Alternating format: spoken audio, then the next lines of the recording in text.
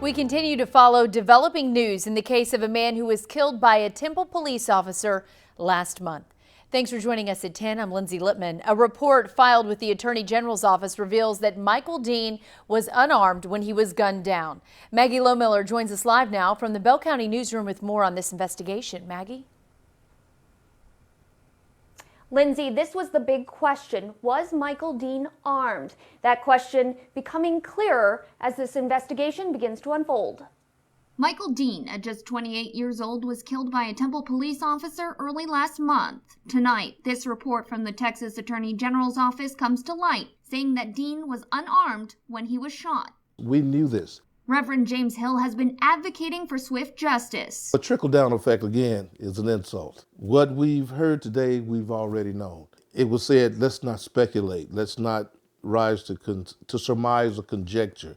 But facts are facts. Now, what's done in the dark, the Bible declares, comes to the light.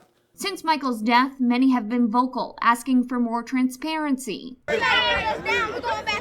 Reverend Hill is now contemplating an act of civil disobedience. I'm ready to park in my car, sleep in the cold, put a sign on my car, and please allow me to go home when you arrest Mr. DeCruz. The man behind the gun was Officer Carmen DeCruz, a 9-year veteran of the force. He was placed on administrative leave pending the outcome of the investigation. We went to Officer DeCruz's home, but no one answered. Temple Police said in a statement, "At this time, the department has only limited information from sources that do not have firsthand knowledge of the facts, and that limited information was used to complete this form."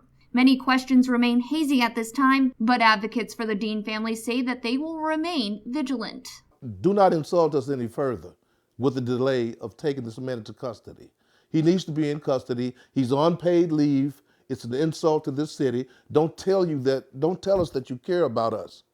And he's at home preparing to enjoy the new year while the family still grieves. The nation remains active and ongoing. Stay with 25 News, both on air and online for the latest. But for now in Bell County, Maggie Lohmiller, 25 News.